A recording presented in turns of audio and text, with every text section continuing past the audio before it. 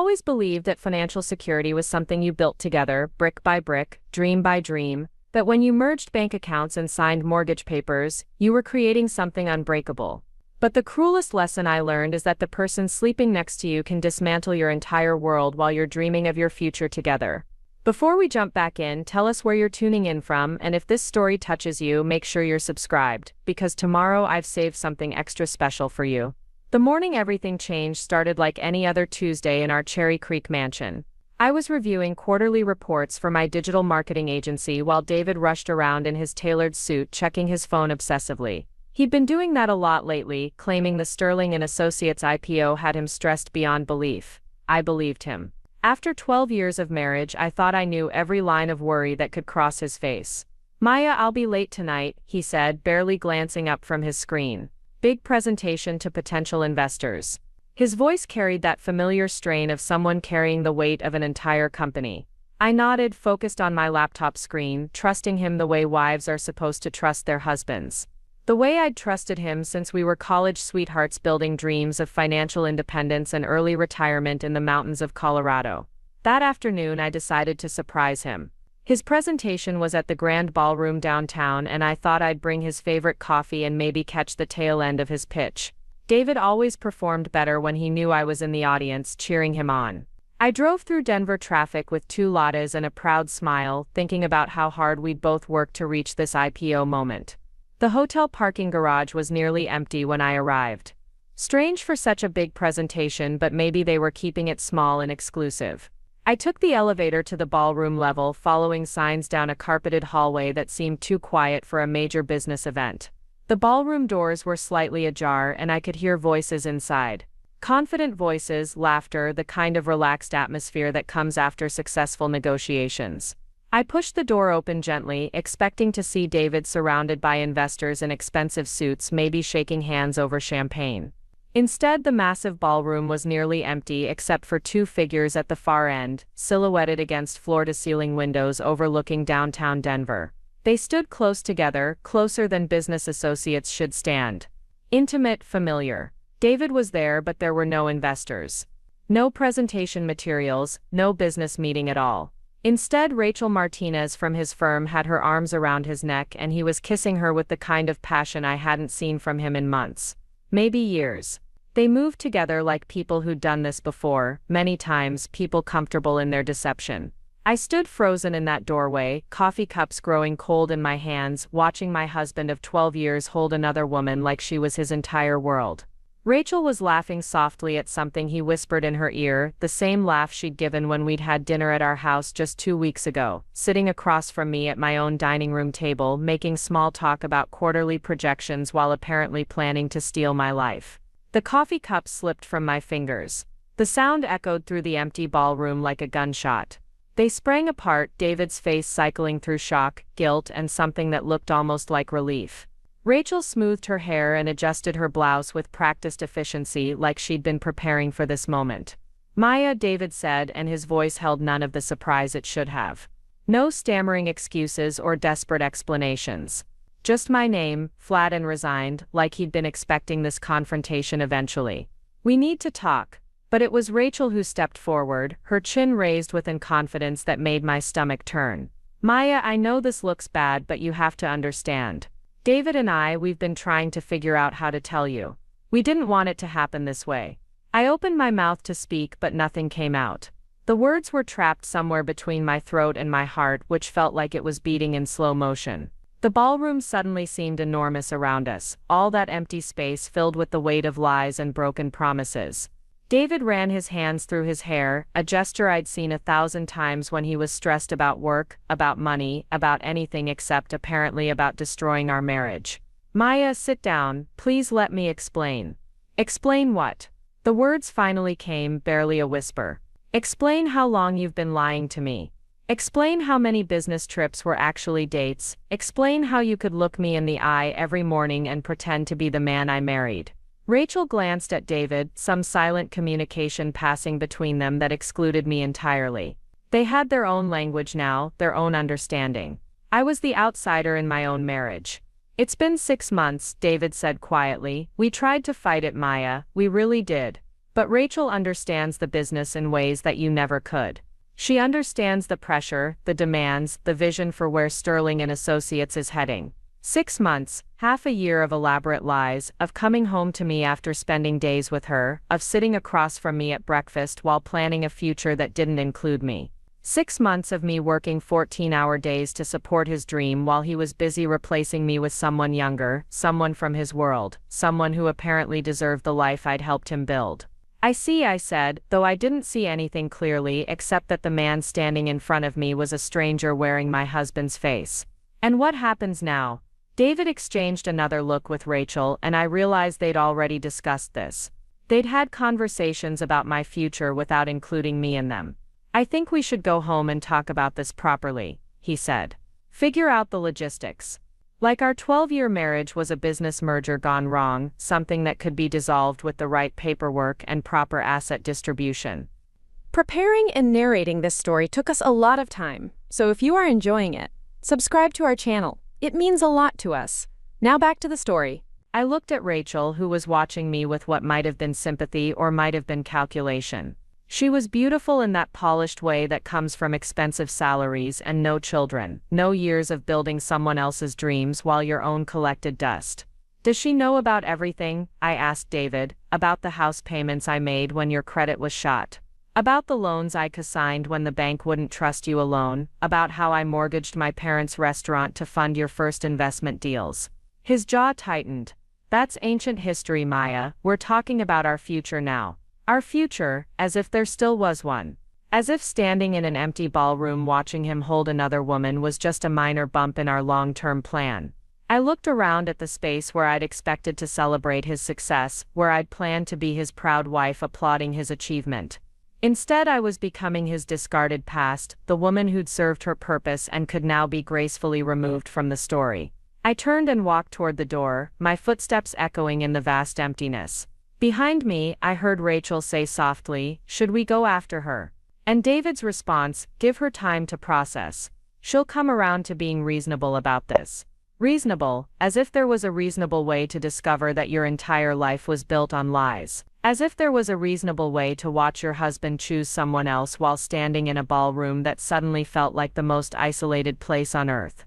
I drove home through Denver traffic in a daze, the familiar route from downtown to Cherry Creek looking completely foreign. Every street corner, every building looked different when you realized you were driving toward a house that was no longer really yours. To pack belongings for a future you'd never planned to live.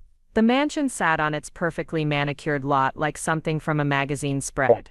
We'd bought it together 5 years ago, after my marketing agency had its breakthrough year and David's investment firm started turning serious profits. I'd chosen every piece of furniture, every paint color, every fixture. I'd spent weekends planning the garden and weeknights researching the best security systems and smart home technology. This house was supposed to be our forever home, the place where we'd grow old together, maybe raise children if we'd ever gotten around to it. Now it felt like a museum dedicated to someone else's life. I walked through rooms that suddenly seemed too big, too perfect, too cold. In the kitchen I found a note from David on the granite countertop. Working late on the Henderson account, leftover Thai food in the fridge. Love you. Written that morning before he left to meet his girlfriend in an empty ballroom, casual lies mixed with domestic routine like poison in sweet tea. I climbed the stairs to our bedroom, past family photos that now looked like elaborate props. Our wedding picture at the landing, both of us young and believing in forever.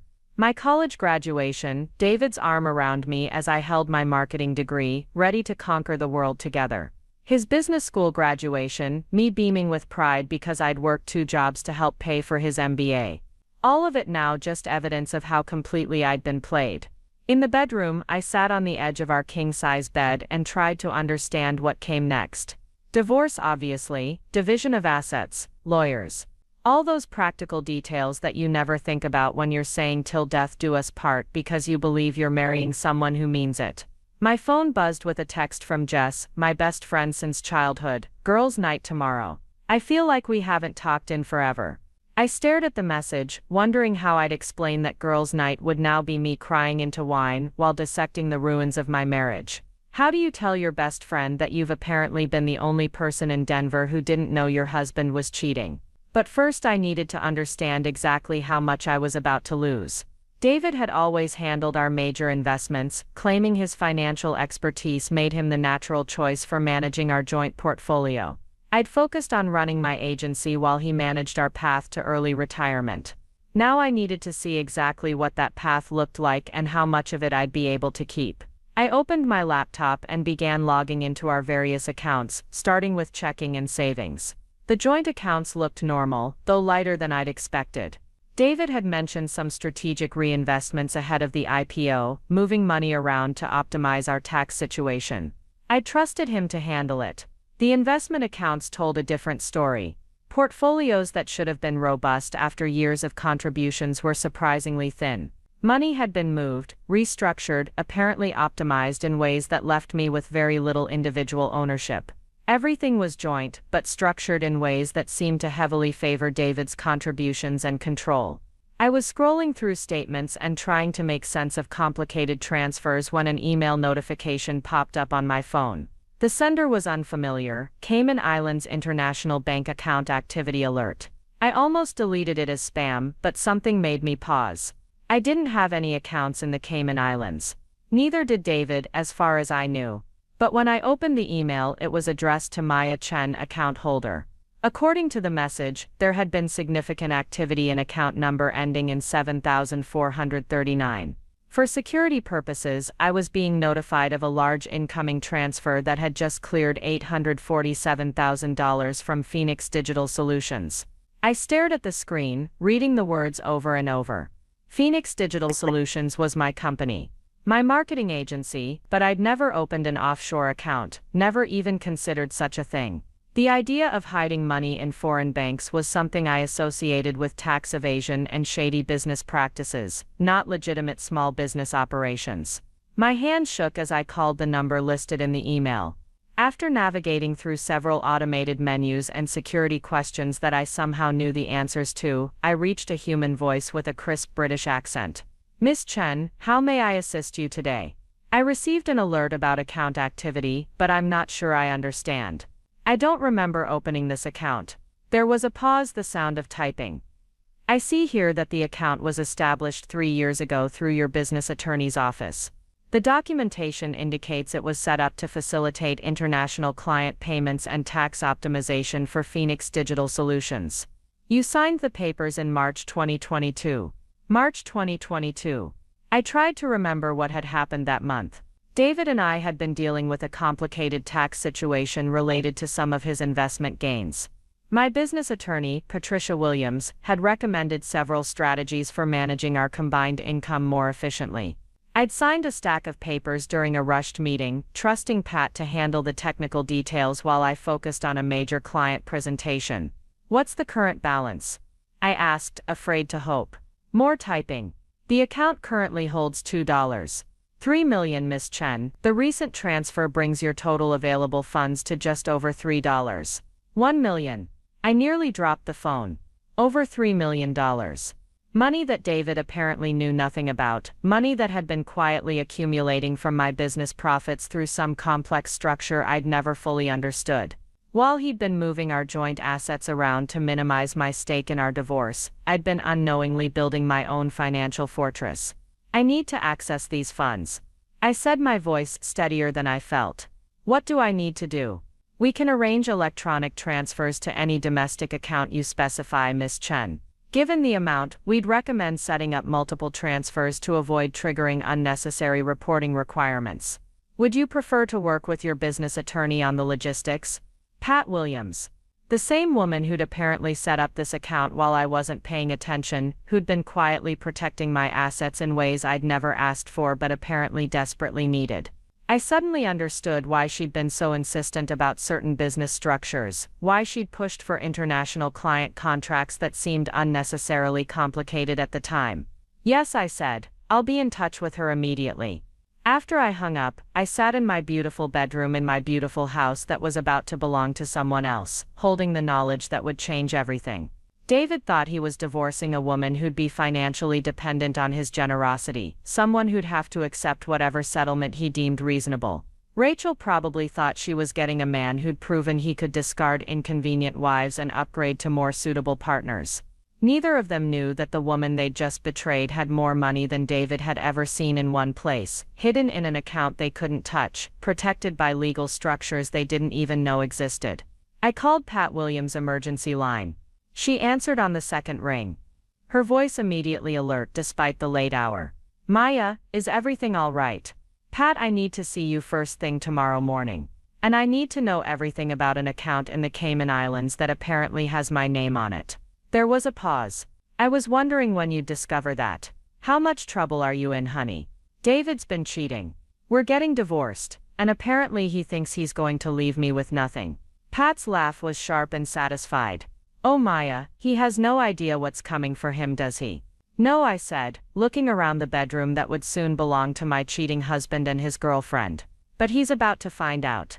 The next morning, I woke up before dawn with the kind of clarity that only comes after your world has completely shattered.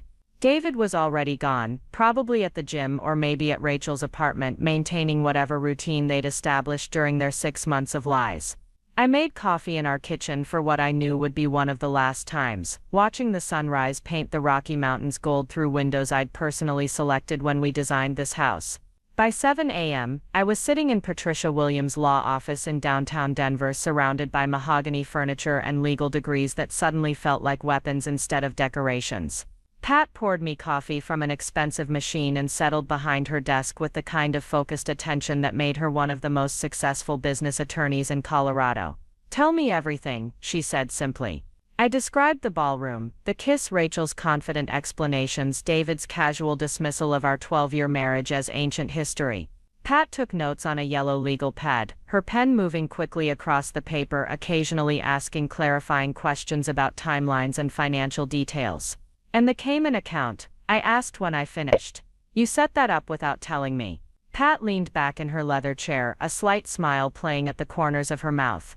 "Maya, 3 years ago you came to me panicked about tax implications of your agency's international contracts.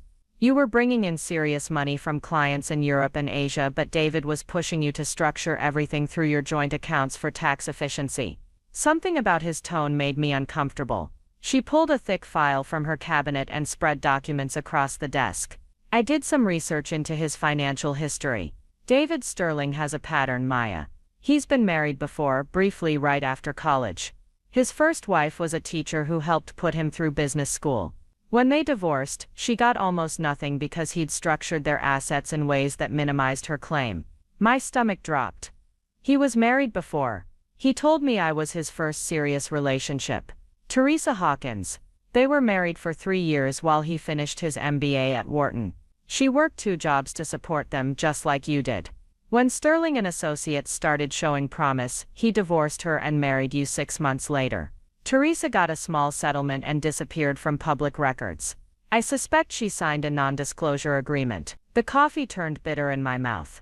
Everything I thought I knew about David, about our love story, about being special enough to inspire his devotion, crumbled like sand. I wasn't his first love or his chosen partner. I was a pattern, a type of woman he targeted for financial support until he could upgrade to someone more suitable for his social aspirations. "So you protected me without telling me," I said slowly. "I protected your business," Pat corrected.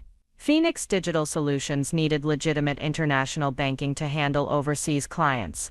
The fact that it also created a financial structure David couldn't access or control was just good legal planning. "Everything I did was completely above board and in your best interests as a business owner." She handed me a summary sheet that made my head spin. The Cayman account wasn't just a simple offshore savings account. It was the hub of a complex but legal structure that had been routing my international client payments through tax-optimized channels for 3 years. Every contract I'd signed with European and Asian clients had been funneling money into an account that existed solely in my name, completely separate from any joint assets David could claim. "He doesn't know about any of this?" I asked. "How could he? You never told him about the specific details of your international contracts and he never asked. David assumed your agency was a small domestic operation bringing in maybe 6 figures a year. He had no idea you were running a multi-million-dollar international consultancy." That was true. David had always been dismissive of my work, treating my agency like a hobby that happened to generate some useful supplemental income. When I'd mentioned landing major contracts with companies in London and Singapore, he'd nodded absently and returned to discussing his own business deals. He'd never asked about my client roster, my pricing structure, or how I'd managed to build relationships with major corporations across 3 continents. "What happens now?" I asked. Pat's smile turned predatory. "Now we file for divorce and watch David Sterling realize he's not as smart as he thinks he is." Colorado is an equitable distribution state, which means marital assets get divided fairly but not necessarily equally. Your offshore business assets were established and funded entirely through your separate business activity. They're not marital property. She pulled out another document, a preliminary asset analysis she'd apparently been preparing since our phone call last night. "Based on what you've told me about your joint accounts and investments, David has been systematically moving marital assets into structures that favor his control. Normally that would put you at a significant disadvantage, but he's been fighting over a pie while you've been baking an entirely different cake." The numbers were staggering. While David had been manipulating our joint assets worth maybe $800,000, I'd been unknowingly accumulating over $3 million in protected business assets. Money that was legally mine, ethically earned, and completely beyond his reach. "I want to confront him," I said. "I want to see his face when he realizes what he's done." Pat shook her head. "Maya, in divorce proceedings, information is power. The longer David remains ignorant about your true financial position, the more likely he is to make mistakes that will benefit you in the final settlement. Let him think he's outsmarting you. Let him believe he's getting the better deal. When we're ready to reveal your actual assets, it'll be too late for him to adjust his strategy." But I wasn't thinking like a lawyer. I was thinking like a wife, who just discovered that her entire marriage was a calculated financial extraction, that she'd been selected and discarded according to a playbook David had apparently used before. I wanted him to know that his victim wasn't as helpless as he assumed. I drove home through Denver's morning traffic, past familiar landmarks that now looked different through the lens of financial independence. The cherry trees lining our neighborhood were in full bloom, dropping pink petals like confetti for a celebration I was only beginning to understand. Our house sat peacefully in its manicured landscape, looking exactly like the dream home it had been when I still believed in the dream. David's BMW was in the driveway. He was home, probably preparing for another day of managing his IPO while pretending to be a faithful husband. I parked next to his car and sat for a moment, gathering the courage for a conversation that would end everything we'd built together. I found him in his home office, the converted bedroom where he managed his investment firm's paperwork and made calls to clients who trusted him with their financial futures. He was on the phone when I walked in, gesturing animatedly while discussing market positions and risk assessments. He looked up when I entered and held up one finger, asking for a moment to finish his call. That finger gesture, so casual and dismissive, crystallized something inside me. Even now, even after being caught with his affair partner, David was prioritizing his business calls over addressing the destruction of our marriage.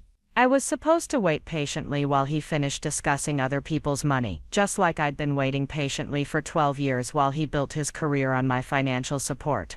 When he finally hung up, David turned to face me with an expression of carefully controlled concern.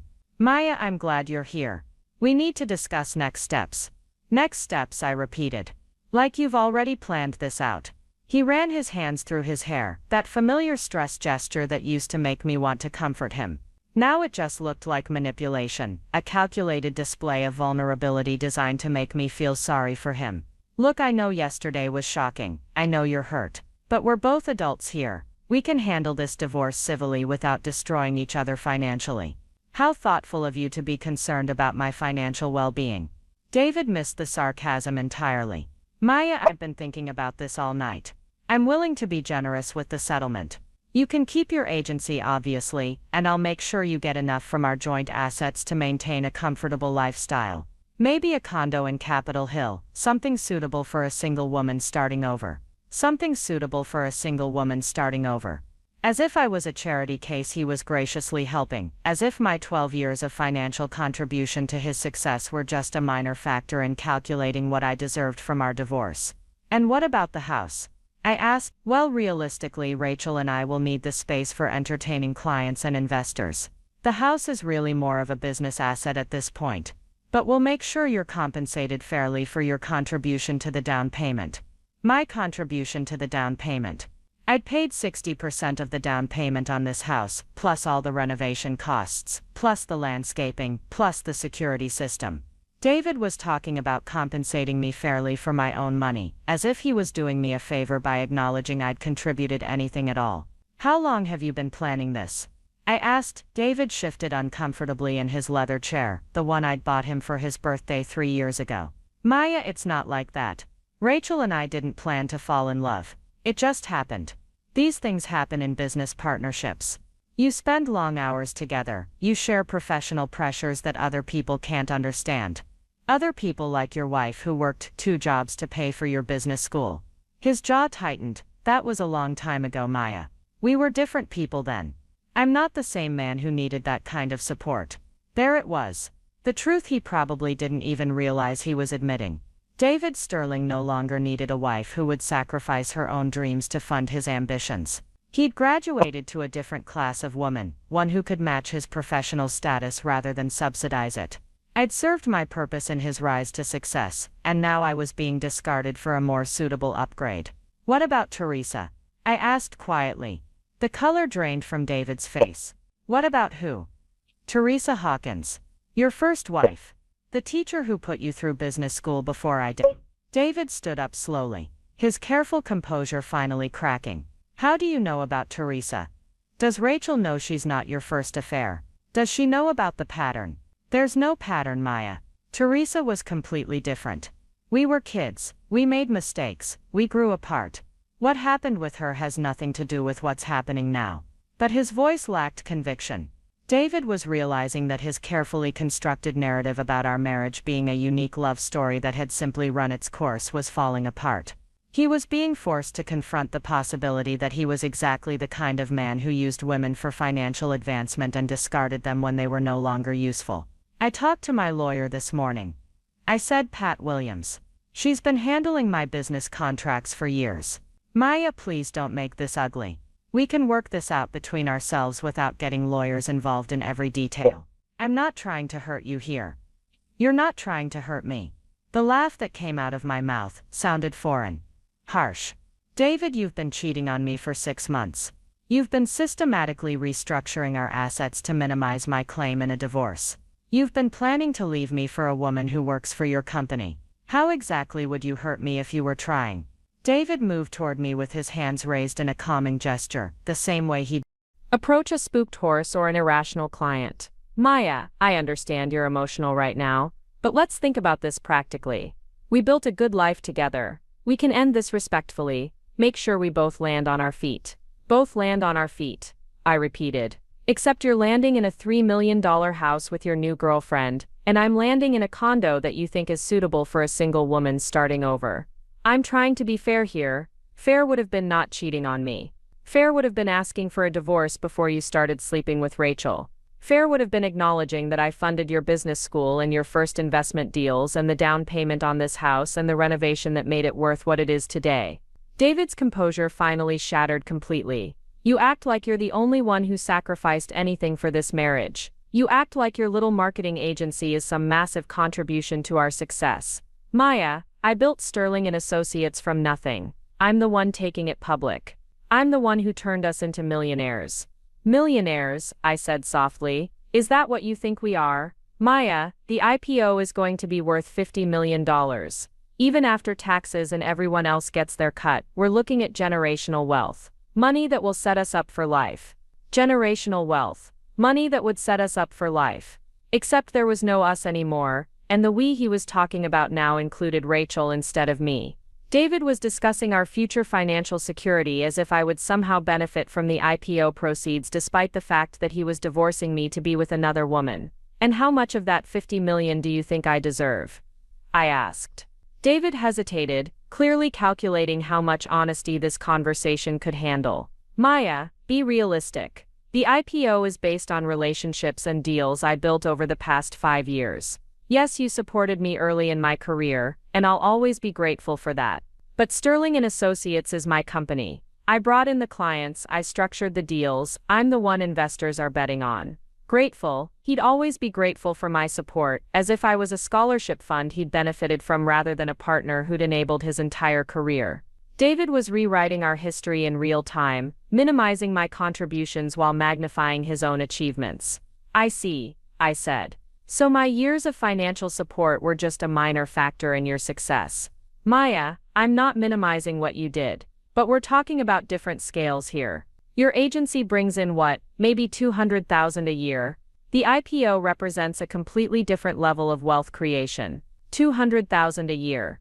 David thought my agency brought in $200,000 a year. He had no idea that Phoenix Digital Solutions had generated over $4 million in revenue in the past 18 months, most of it from international contracts he'd never bothered to ask about. He'd been so focused on his own business success that he'd completely ignored the possibility that his wife might be achieving her own professional accomplishments. You're right, I said finally. We are talking about different scales. David relaxed slightly, interpreting my agreement as acceptance of his position. I knew you'd understand once we talked it through. Maya, you're a smart woman. You know that fighting over assets in divorce court just enriches the lawyers. We can work out something fair without destroying each other. Fair, there was that word again. David's version of fairness involved him keeping everything he'd built with my money while generously allowing me to keep the small business he thought was worth almost nothing. His version of fairness involved me gracefully accepting whatever settlement he deemed appropriate while he moved into our house with the woman he'd been cheating with for 6 months. I have a question, I said. When you and Rachel get married, are you going to tell her about Teresa? About the pattern of using women to fund your ambitions and then trading them in for upgrades? David's face flushed red. There's no pattern, Maya. You're being paranoid and vindictive. Am I? Because from where I'm sitting it looks like you have a very specific type. Women who are successful enough to support your goals but not threatening enough to overshadow your achievements. Women who believe in your potential enough to sacrifice their own opportunities for your success.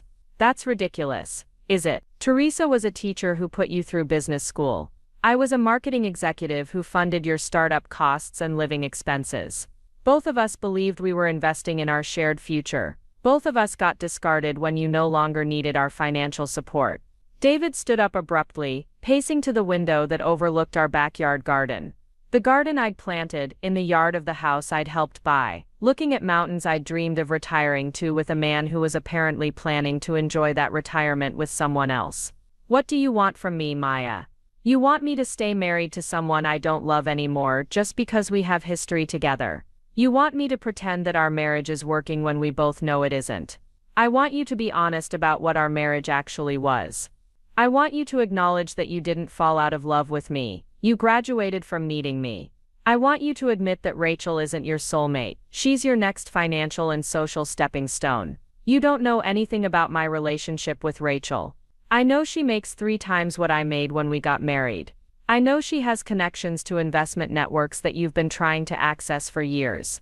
I know she comes from money, real generational wealth, not the working class background you married me despite. David turned from the window, his expression shifting from defensive to calculating. For the first time since this conversation started, he was looking at me like an opponent rather than an obstacle. Maya, you're clearly upset, and you're saying things you're going to regret. I think we should table this discussion until you've had time to process everything more rationally. Rationally. As if there was a rational way to process discovering that your entire marriage was a business transaction, that your husband had been methodically planning your replacement while you were busy supporting his dreams. As if the appropriate response to 12 years of lies was calm, logical acceptance of whatever future he'd decided you deserved. I'm going to stay at Jess's place for a few days, I said, to give us both space to think about what we really want from this divorce. David nodded, relief evident on his face. He wanted me gone so he could bring Rachel into our house without the awkwardness of his soon-to-be ex-wife witnessing their celebration. He wanted space to plan our asset division without having to look at the woman he was financially abandoning. I think that's wise, he said. And Maya, I really do want this to be as painless as possible for both of us. Painless for both of us. As if we were both equally invested in minimizing the damage. As if we were both equally responsible for the destruction of our marriage. As if we would both benefit equally from a quick, quiet divorce that didn't examine too closely who had contributed what to the wealth David was so eager to protect. I packed a bag while David made phone calls in his office, probably to Rachel, probably planning when she could move into our bedroom without having to worry about running into me in the hallway. I took clothes, toiletries, my laptop, and the few pieces of jewelry that had been gifts from my parents rather than from David. Everything else in this house was contaminated now, tainted by the knowledge that it had been purchased with money I'd earned to build a future I would never see.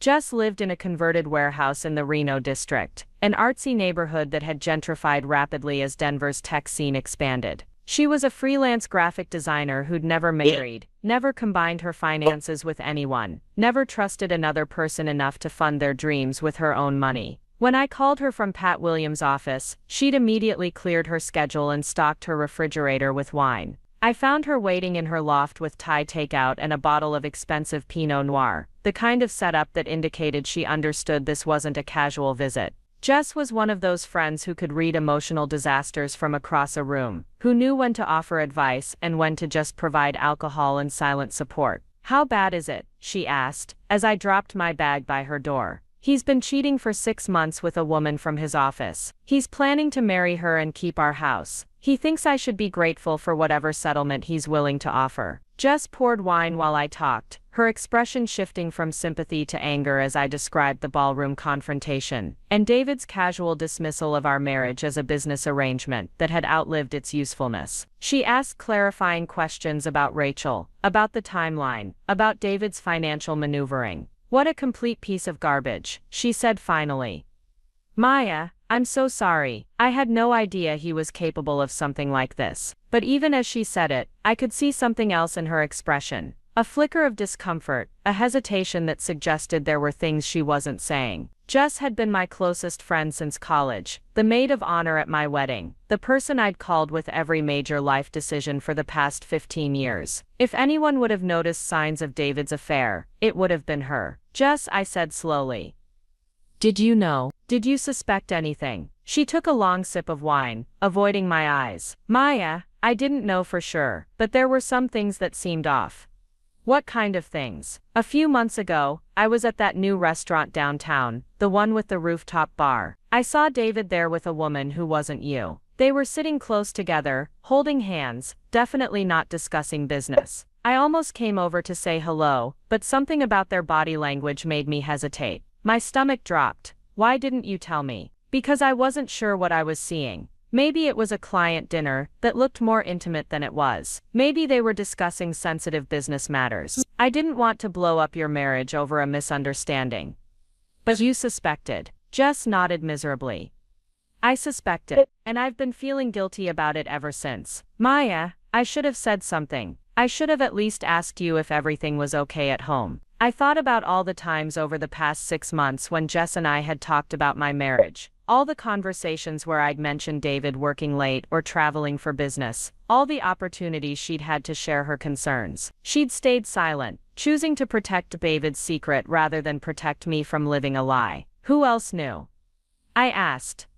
"I don't know. Maybe no one. Maybe everyone." "Maya, you know how these things work in social circles. People see things. They whisper about them, but no one wants to be the person who delivers bad news. No one wants to be the person who delivers bad news. So instead they let you continue living in ignorance. Let you keep supporting your cheating husband's career and planning a future that he'd already decided didn't include you. They let you make a fool of yourself by believing in a marriage that everyone else knew was a sham." "I need to know who else was protecting his secret," I said. "Maya, what difference does it make now? You know the truth. You're getting divorced. Focus on moving forward, not on figuring out who failed to warn you." It did make a difference. It mattered whether I'd been surrounded by people who were complicit in David's deception, whether my entire social circle had been quietly watching me play the role of devoted wife, while knowing that my husband was planning to replace me. It mattered whether the people I trusted had chosen loyalty to David over honesty with me. "I'm going to find out," I said. "I'm going to find out exactly who knew what and when they knew it." Jess refilled our wine glasses, her movements careful and deliberate. "Maya, I understand that you're angry, but turning this into a witch hunt isn't going to help you heal. It's not going to change what David did. This isn't about changing what David did. This is about understanding who I can trust going forward. You can trust me. I made a mistake by not telling you what I saw, but I was trying to protect you. I was hoping I was wrong. I looked at my oldest friend, the woman who'd been my maid of honor, who'd helped me pick out the dress I wore to marry a man who was apparently following a pattern of using and discarding women. Jess had seen David with another woman months ago, and chosen to say nothing. She'd let me continue planning our anniversary dinner, continue discussing our retirement dreams, continue believing in a marriage that she suspected was already over. "I need some air," I said, standing up from her couch. "Maya, don't leave.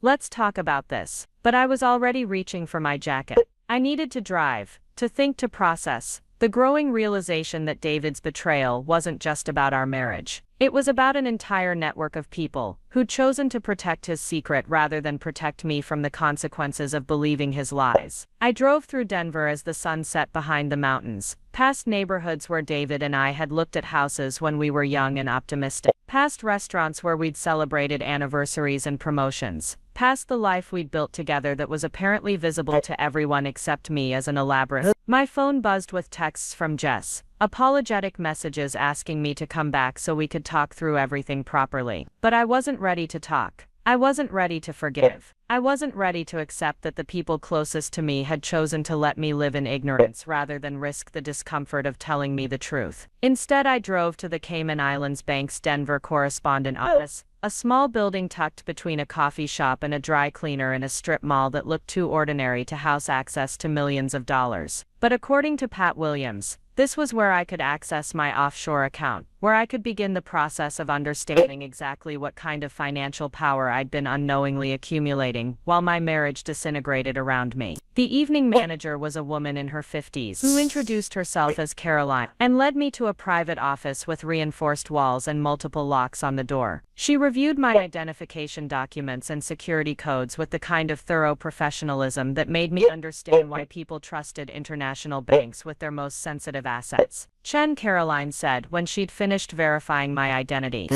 "your account shows significant activity over the past 3 years. Are you familiar with the automated transfer protocols that have been managing your international business revenues?" I admitted that I wasn't. That I'd trusted my business attorney to handle the technical details while I focused on client relationships and creative work. Caroline pulled up screens full of numbers and transaction histories that painted a picture of financial sophistication I'd never realized a percent. "Your business has been receiving payments from clients in 17 countries, she explained. The automated system routes these payments through tax-optimized channels and converts them to US dollars at favorable exchange rate. The net effect is that your business profits have been accumulating in this account while minimizing your domestic tax burden and protecting the funds from any potential business liability issues." 17 countries. I'd known Phoenix Digital Solutions was growing internationally, but I hadn't realized the scope of my client base or the complexity of the financial structures supporting it. While David had been focused on his $50 million IPO, I'd been quietly building a global business worth millions of dollars that existed completely outside his knowledge or control. "What are my options for accessing these funds?"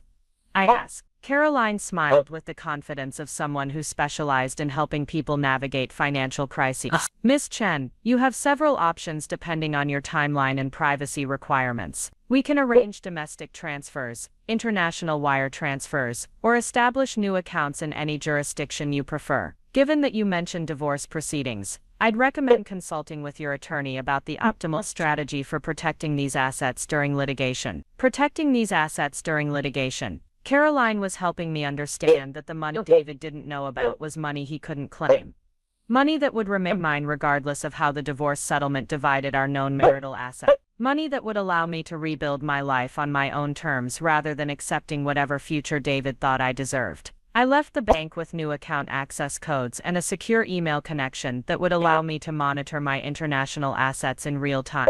For the first time since discovering David's affair, I felt something other than betrayal and abandonment. I felt power. I felt control. I felt like a woman who had options rather than a victim who had to accept whatever settlement her cheating husband was willing to offer. But as I drove back toward Jess's apartment, I realized that discovering my financial independence was only the beginning. David thought he was divorcing a woman who would be grateful for his generosity and desperate to avoid a contentious legal battle. He had no idea that he'd just declared war on someone who had the resources to fight back, and the motivation to expose every lie he'd built his life around. The woman he'd been cheating on wasn't the helpless victim he thought he was discarding. She was a successful international businesswoman, with millions of dollars in protected assets, and a growing understanding of exactly how much damage a motivated opponent could inflict on someone who'd made the mistake of underestimating her. David Sterling was about to learn that some betrayals come with consequences he'd never imagined. And I was about to discover just how satisfying it could be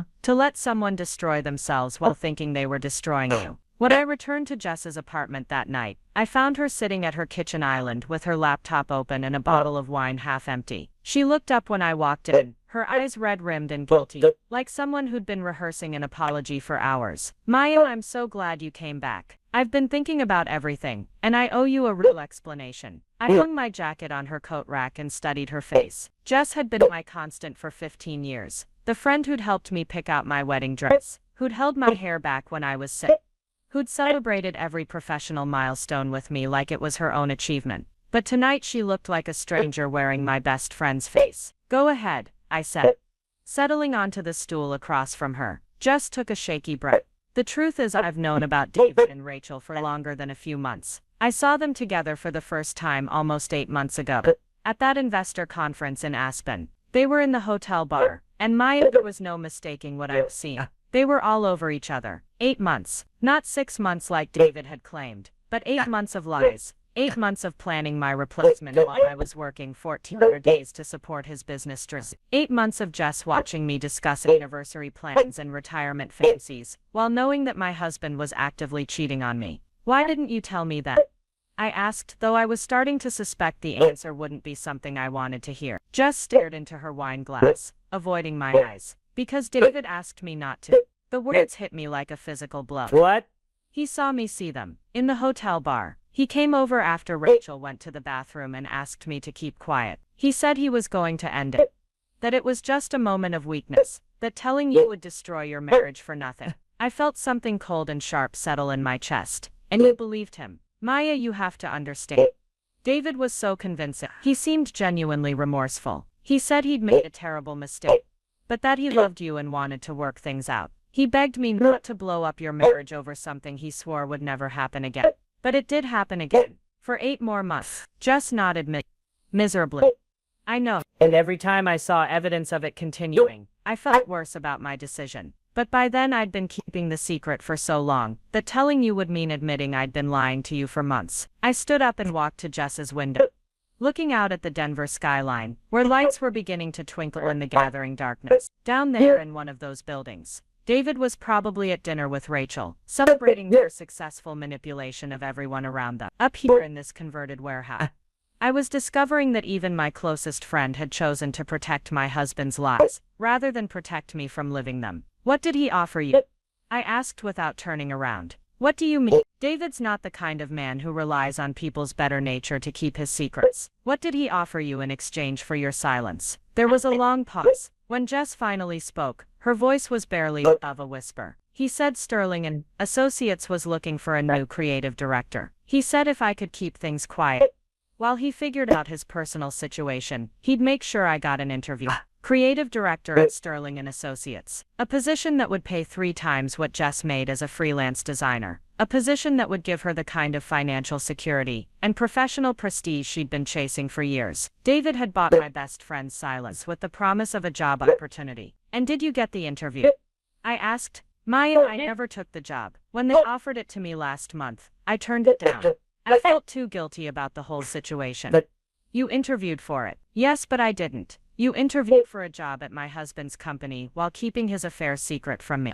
I turned around to face her. "Jess, do you understand what that means? You were actively participating in their business while helping them lie to me." Jess's face crumpled. "Maya, I know how this looks. I know I made terrible decisions, but I never meant to hurt you. I thought I was protecting you." "Protecting me from what?" From the truth. "From having enough information to make my own decisions about my marriage. From unnecessary pain." Maya, David was so convincing about wanting to end the affair. I thought telling you would just cause you suffering for something that was going to stop anyway. But it didn't stop, did it? And while you were protecting me from unnecessary pain, I was making decisions based on lies. I was supporting David's business, planning our future, trusting him with my financial security. All while you knew he was planning to leave me for another woman. Jess wiped her eyes with the back of her hand. I know I failed you. Maya, I'm so sorry. I would do anything to go back and handle this differently. Who else knew? I asked, who else was part of David's protection network? Maya. I don't think there was some grand conspiracy. I think most people just suspected something was off, but didn't want to get involved. I want names, Jess. I want to know exactly who in my social circle was helping my husband humiliate. Jess hesitated, clearly reluctant to implicate other people in her betrayal. But something in my expression must have convinced her that I wasn't going to let this go. Your neighbor, Sandra Mitchell. She saw David and Rachel together at the Cherry Creek Mall a few weeks ago. She mentioned it to me. Asked if you knew David was seeing someone else. Sandra Mitchell, the woman who lived 3 houses down from us, who'd been coming to our annual barbecues for 5 years, who'd helped me organize the neighborhood book club. She'd seen my husband with his affair partner at our local shopping center, and her first instinct was to gossip about it with my best friend, rather than tell me directly. Who else? Tom Richardson from David's golf club. He's known for months, and probably Dr. Martinez from your doctor's office. Since Rachel's been going there too. And they've been seen together in the winter. Dr. Martinez, my gynecologist, the woman I'd been seeing for years, who'd known about David's affair. Because his girlfriend was also her patient. She'd examined me, discussed my health, asked about my stress levels and relationship satisfaction, all while knowing that my husband was cheating on me with another woman, who sat in her waiting room. Anyone else? Please, this isn't helping anything. These people aren't your enemy. They just didn't know how to handle an impossible situation. An impossible situation. I laughed, but there was no humor in it. Just telling someone their spouse is cheating isn't impossible. It's uncomfortable. It's awkward. It might cause some social drama, but it's not impossible. What's impossible is rebuilding trust with people who watched you live a lie and chose to protect the liar instead of you. I walked back to the kitchen island and picked up my purse. I need to ask you something, and I need you to be completely honest with me. Jess nodded, though she looked terrified of what I might ask. Did David ever suggest that you should encourage me to be more understanding about his late nights and business trips? Did he ever use you to manipulate my perception of his behavior? Jess's face went pale. Maya, you have to understand the context. Did he or didn't he? Yes. A few times when you mentioned being worried about how much he was working, I may have encouraged you to be patient with the demands of his business. David had mentioned that you were putting pressure on him about his schedule, and I thought I was helping your marriage by encouraging you to be supportive. So while David was cheating on me, you were actively convincing me to be more accommodating of the schedule that allowed him to cheat on me.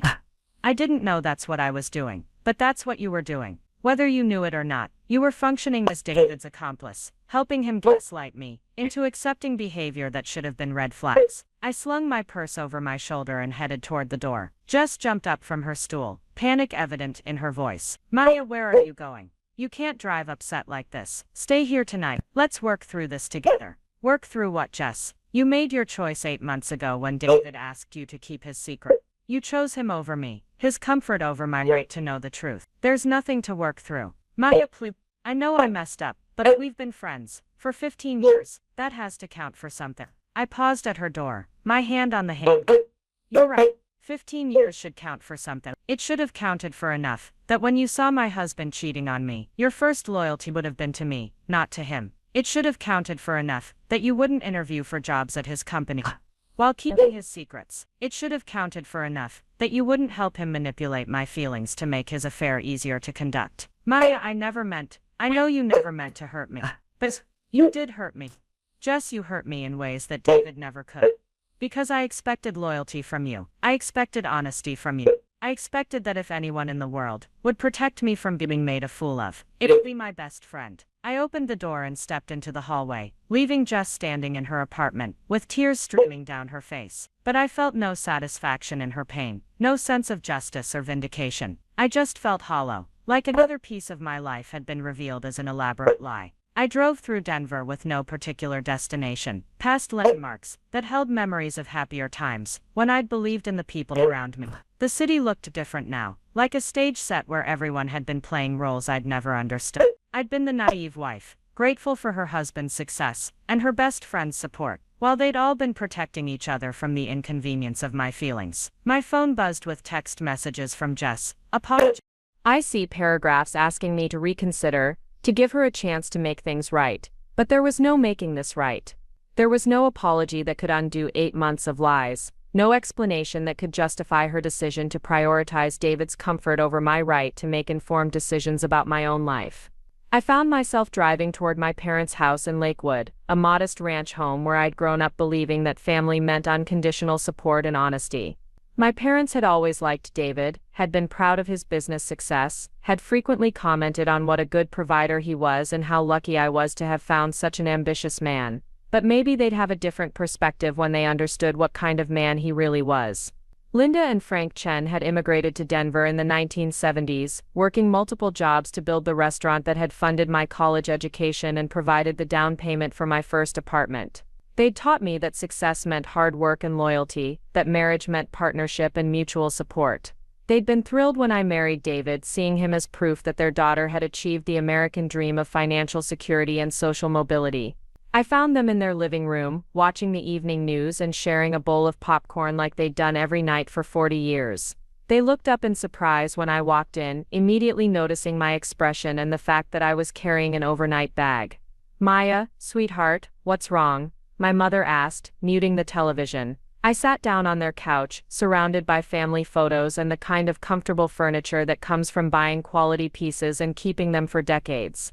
This room represented everything I'd thought I was building with David: stability, continuity, a foundation for the future that would last through whatever challenges came our way. "David's been having an affair," I said simply. "We're getting divorced." My parents exchanged glances, the kind of wordless communication that comes from decades of marriage. My father reached for the remote and turned off the television entirely, giving me their complete attention. "How long?" my mother asked. "At least 8 months. Maybe longer." My father, a man of few words who expressed himself mainly through actions, stood up and walked to their bar cart. He poured 3 glasses of the expensive whiskey they saved for special occasions, then handed one to each of us. "What do you need from us?" he asked. His simple direct question almost made me cry.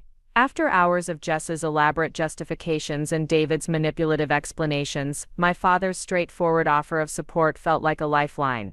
"I need to stay here for a few days while I figure out my next steps. And I need to know that you'll support me through whatever comes next, even if it gets messy." "Of course," my mother said immediately. "Maya, this is your home, you can stay as long as you need. Even if the divorce gets contentious, even if David tries to turn people against me, even if I choose to fight for everything I'm entitled to rather than accepting whatever settlement he offers." My parents looked at each other again, and I saw something pass between them that I couldn't quite interpret. Finally, my mother spoke. "Maya, there's something we need to tell you. Something we probably should have told you a long time ago." My stomach dropped. Not my parents too. Not the 2 people I'd counted on to be honest with me, to provide the unconditional support that everyone else had apparently decided I didn't deserve. "David came to see us about 3 months ago," my father said. "He said you were having some marital problems, that you were being unreasonable about his work schedule and suspicious about his business relationships. He asked us to encourage you to be more understanding." My mother continued. "He said you were putting pressure on him that was affecting his ability to focus on the IPO." I stared at them, processing this information. David hadn't just manipulated Jess into supporting his lies. He'd gone to my own parents and convinced them to pressure me into being more accommodating of his affair. He turned my entire support system into accomplices in his deception. "What did you tell him?" I asked. "We told him that marriage counseling might help," my father said. "We suggested that if you were both having communication problems, you should see a professional. But we didn't encourage you to be more understanding," my mother added quickly. "We thought his request was odd. What husband goes to his wife's parents to complain about her behavior? We figured if there were really problems in your marriage, you'd come to us yourself. So you didn't believe him." "We didn't know what to believe," my father said. "David has always been charming, always had reasonable explanations for everything. But something about that conversation felt off." My mother leaned forward, taking my hands in hers. "Maya, we should have told you about his visit. We should have warned you that he was painting you as the problem in your marriage. We just didn't want to cause drama if you were already dealing with marital stress." Everyone was protecting me from drama, I said bitterly. Everyone was protecting me from information I needed to make my own decisions. Meanwhile, David was systematically turning all of you into his allies while planning to leave me for another woman. We're not his allies, my father said firmly. We're your parents. We were confused and uncertain about the right thing to do, but we were never on his side. I wanted to believe them. I wanted to believe that at least my parents had tried to navigate an impossible situation with my best interests at heart. But I was starting to understand that David's manipulation had been far more sophisticated than I'd initially realized. He'd systematically worked to isolate me from my support system, turning the people closest to me into unwitting accomplices in his gaslighting campaign. There's more, I said. David was married before me. To a woman named Teresa Hawkins who put him through business school. When he was finished using her financial support to build his career, he divorced her and married me 6 months later. My parents stared at me in shock. He told us you were his first serious relationship, my mother said. He told me the same thing. Apparently David Sterling has a pattern of using women to fund his ambitions and then trading them in for upgrades when he no longer needs their support. Maya, my father said slowly. If that's true, if he's done this before, then you need to be very careful about how you handle this divorce. Men like that don't give up their assets easily. I know, I've been talking to a lawyer. Good. And Maya, whatever you need from us, whatever resources you need to fight this properly, you have them. We didn't work our whole lives to build something just so some manipulative user could steal our daughter's share of the wealth she helped create. For the first time in days, I felt a flicker of something that might have been hope. My parents weren't perfect, they'd made mistakes in how they'd handled David's manipulation, but they were fundamentally on my side. They understood that this divorce wasn't just about the end of a marriage, it was about justice and fairness, and making sure that people who used others for financial gain didn't get to walk away with all the benefits while leaving their victims with nothing. There's something else, I said. Something David doesn't know about. I told them about the Cayman Islands account, about the millions of dollars in international business revenue that had been accumulating outside of David's knowledge or control. I explained Pat Williams' foresight in protecting my business assets, about the global client base I'd built while David was focused on his own deals. My father smiled for the first time since I'd arrived. So while David was planning to leave you with a small settlement from the marital assets he could control, you were building your own financial independence. Exactly. David thinks he's divorcing a woman who'll be grateful for his generosity. He has no idea that he's actually divorcing someone who has more liquid assets than he's ever seen in one place. When are you going to tell him? My mother asked. I'm not. Pat Williams says the longer David remains ignorant about my true financial position, the more likely he is to make mistakes that will benefit me in the final settlement. She wants to let him think he's outsmarting me right up until the moment we reveal my actual assets in court. My parents exchanged another look, and this time I could read the communication passing between them. They were proud of me for protecting myself, proud that their daughter had built something valuable and beautiful while her husband was busy planning her destruction. Maya, my mother said, we're sorry we didn't handle David's visit better. We're sorry we didn't tell you immediately that he was trying to manipulate your relationship with us. We won't make that mistake again. And we want you to know, my father added, that whatever happens in this divorce, whatever David tries to do to you financially or socially, we're going to make sure everyone in our circle knows exactly what kind of man he really is. I hugged them both, feeling for the first time in days like I had solid ground beneath my feet. My husband had betrayed me, my best friend had betrayed me, half my social circle had been complicit in protecting David's lies, but my parents understood the stakes. They understood that this wasn't just about a failed marriage, it was about a pattern of predatory behavior that had to be stopped. That night, I slept in my childhood bedroom, surrounded by high school awards and college photos and reminders of the person I'd been before I met David Sterling. I'd been ambitious, independent, confident in my own abilities and judgment. Somewhere along the way, I'd allowed marriage to make me smaller, more dependent, more willing to defer to David's expertise in areas where I should have trusted my own instincts. But that woman was still inside me, and she was about to remind David Sterling and everyone else exactly what happened when you underestimated someone who had more resources than you realized, and more motivation for justice than you could imagine. Tomorrow I would begin the process of reclaiming everything David thought he'd taken from me, and I would make sure that everyone who'd protected his lies understood the consequences of choosing his comfort over my right to the truth. The woman David thought he was discarding was about to show him just how much power he'd never known she possessed. The next morning, I woke up in my childhood bedroom to the sound of my mother making coffee downstairs and my father reading the newspaper aloud, a ritual they'd maintained for decades. For a moment, lying in the narrow bed where I dreamed about my future as a teenager, I could almost pretend that the last few days had been a nightmare. Then I saw my overnight bag on the chair where I'd dropped it, and reality crashed back with the weight of everything I'd lost, and everything I was about to fight to reclaim. My phone had 17 missed calls from David, and 43 text messages that ranged from concerned to angry to manipulative.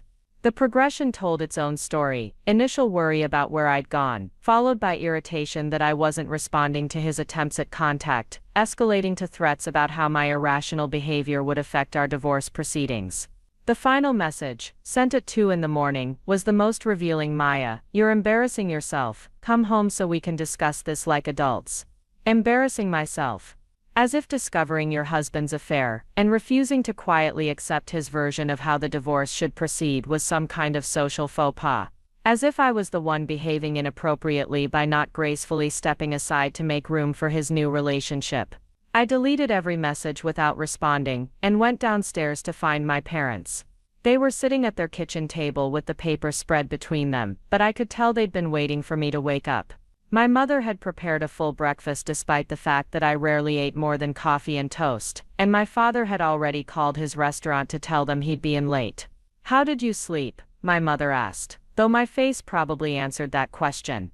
Better than I have in months, I said, which was true. For the first time in longer than I could remember, I'd slept without the underlying anxiety that had been plaguing me for months without understanding why. My subconscious had apparently been picking up signals that my conscious mind had missed, warning me that something was fundamentally wrong in my marriage. David's been calling the house, my father said. I let it go to voicemail, but he's persistent. I wasn't surprised. David was probably panicking, realizing that his carefully controlled narrative was starting to unravel.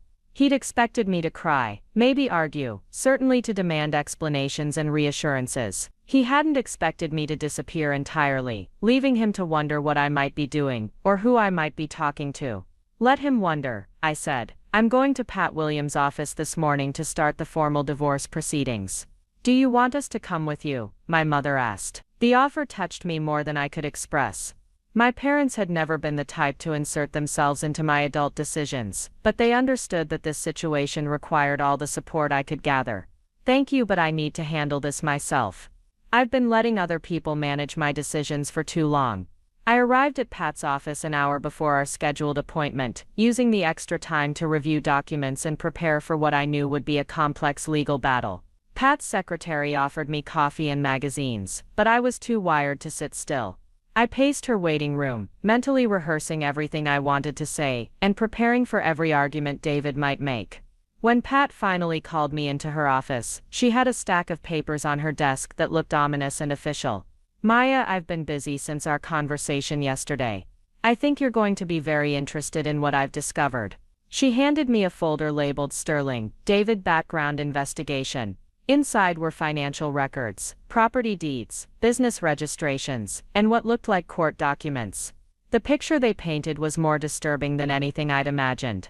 David hasn't just done this twice, Pat said. He's done it 4 times. I stared at the papers, trying to process what I was seeing. 4 wives, 2 wives, and 2 long-term live-in partners who functioned as wives. The pattern is identical every time. He finds a successful woman, moves in with her or marries her, uses her financial support to advance his business interests, then leaves her for someone with better social connections or more money. The documents told a story that made my stomach turn. Teresa Hawkins, the teacher I already knew about. Jennifer Morrison, a nurse who'd supported David through a failed startup attempt in his 20s. Rebecca Torres, a marketing manager who'd co-signed loans for his second business venture. And now me, the marketing executive who'd funded his path to investment success. What happened to them? I asked. Teresa got a small settlement and disappeared. Jennifer got nothing because they weren't married, and she couldn't prove her financial contributions. Rebecca got a modest amount in their divorce, but had to declare bankruptcy 2 years later because of the debt she'd consigned. And David got richer with each relationship. Exactly, he's been perfecting his technique for 20 years, Maya. You're not dealing with a cheating husband who made some bad choices. You're dealing with a predator who has a systematic approach to financial exploitation. Pat pulled out another set of documents. But here's where it gets interesting. David made a mistake with you that he didn't make with the others. He married you after you'd already established significant business assets, and those assets continued to grow throughout your marriage. His previous victims were starting their careers when he targeted them. You were already successful when you met him. She was right. I'd met David when Phoenix Digital Solutions was already profitable, when I already owned my own condo and had established business relationships with major clients. I hadn't needed his financial support the way his previous victims had needed his. In fact, the relationship had been financially beneficial for him from the beginning. There's more, Pat continued. I've been in contact with Rebecca Torres. She's an attorney now, working in family law in San Francisco. When I told her what David was doing to you, she offered to help with your case. Why would she do that? Because she's been waiting 15 years for a chance to make David Sterling pay for what he did to her. Rebecca lost her house, her credit, her savings, everything because of the debt she'd consigned for his business ventures. She's spent the last decade and a half rebuilding her life and her career, and she wants to make sure he doesn't get away with destroying another woman. The idea that there were other women out there, other victims of David's systematic manipulation, both horrified and empowered me. I wasn't alone in this. I wasn't the first person to fall for his lies, and I wouldn't be the last unless someone stopped him. What's our strategy? I asked. Pat smiled with the expression of someone who enjoyed complex legal challenges. We're going to do something David has never encountered before. We're going to fight back. She outlined a plan that was both elegant and devastating.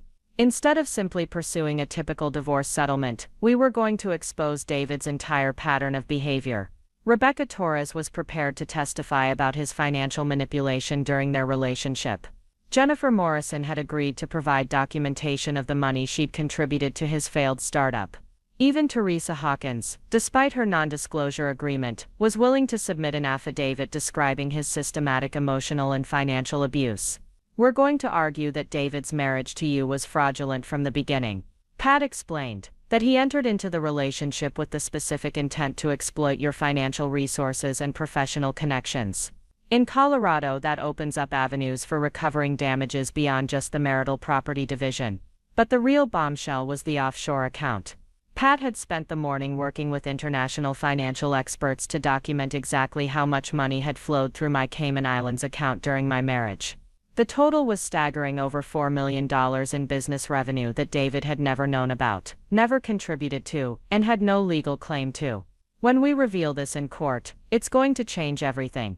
Pat said, David's entire strategy depends on the assumption that he controls the majority of your combined assets. When the judge sees that you've been financially independent throughout your marriage, that you've actually been the primary breadwinner without David's knowledge, it shifts the entire dynamic. When do we file? Today. I'm serving him with papers this afternoon. But Maya, I want you to be prepared for what's going to happen next. David is going to escalate. He's going to try every manipulation tactic he knows, and when those don't work, he's going to get ugly. I thought about David's text messages from the night before, the progression from concern to anger to threats. Pat was right. This was just the beginning of what was likely to be a brutal legal battle. I'm ready, I said, and for the first time in months, I meant it. Pat's process server found David at his office that afternoon. According to her report, he'd been in a meeting with potential investors when she interrupted to hand him the divorce papers. His reaction had been loud enough that several people in neighboring offices heard him shouting about vindictive behavior and frivolous lawsuits. By evening, my phone was ringing constantly. David called 17 times in 2 hours, leaving increasingly frantic voicemails demanding that I call him back immediately. When I didn't respond, he started calling my parents' house. When they refused to put me on the phone, he began showing up at places where he thought he might find me. I was having dinner with my parents when our neighbor called to tell us that David was parked outside their house, sitting in his BMW and staring at their front door. My father went to the window and confirmed that David's car was indeed visible under the street light, a dark shape that had been there for over an hour. "I'm calling the police," my mother said, but I stopped her. "Not yet. Let him sit there. Let him realize that intimidation isn't going to work this time." But David wasn't finished with intimidation tactics. The next morning, I discovered that he'd been busy overnight. My personal social media accounts had been flooded with comments from fake profiles, all posting variations of the same message, warnings about vindictive ex-wives, and false accusations and gold-digging behavior. Someone had also created a fake business review account and posted negative reviews of Phoenix Digital Solutions on every platform they could find. More disturbing were the phone calls my business clients started receiving. Someone was contacting them to warn them about potential disruptions to my agency's operations due to personal issues and legal complications. The caller was professional and polite, expressing concern about contract fulfillment and suggesting they might want to consider alternative providers for their marketing needs. The campaign was sophisticated and coordinated, designed to damage my business reputation while maintaining plausible deniability. David was attacking my professional credibility, trying to force me into a position where I'd need his financial support to rebuild my career. It was exactly the kind of systematic destruction that Pat had warned me to expect. But David had made a crucial miscalculation. He was attacking a business that existed primarily in international markets, with clients who didn't follow Denver social media drama and didn't care about local gossip. The negative reviews and warning phone calls were targeting the wrong audience entirely. My major clients were corporations in London, Singapore, and Sydney, who had never heard of David Sterling and wouldn't be influenced by anonymous internet comments. More importantly, the harassment campaign was creating a digital trail that Pat's investigators could follow. Every fake social media account, every fraudulent review, every threatening phone call was being documented as evidence of David's systematic attempt to damage my business and coerce me into accepting his divorce terms. "He's making our case for us," Pat told me, when I arrived at her office with printouts of the online harassment. This kind of behavior demonstrates exactly the pattern of manipulation and financial abuse we're alleging. David is so confident in his ability to control you that he can't stop himself from providing evidence of his predatory behavior. That afternoon, Pat filed an additional motion seeking an emergency restraining order and requesting that the court freeze all of David's assets pending the outcome of our fraud investigation. The motion included affidavits from his previous victims, documentation of the harassment campaign, and financial records showing the systematic way David had exploited women throughout his adult life. The response was immediate and explosive. David's lawyer called Pat within an hour, demanding a meeting to discuss reasonable settlement terms and warning about the reputational damage that would result from public disclosure of the allegations. But it was too late for damage control. The story was already spreading through Denver's business community, enhanced by David's own ham-fisted attempts at intimidation.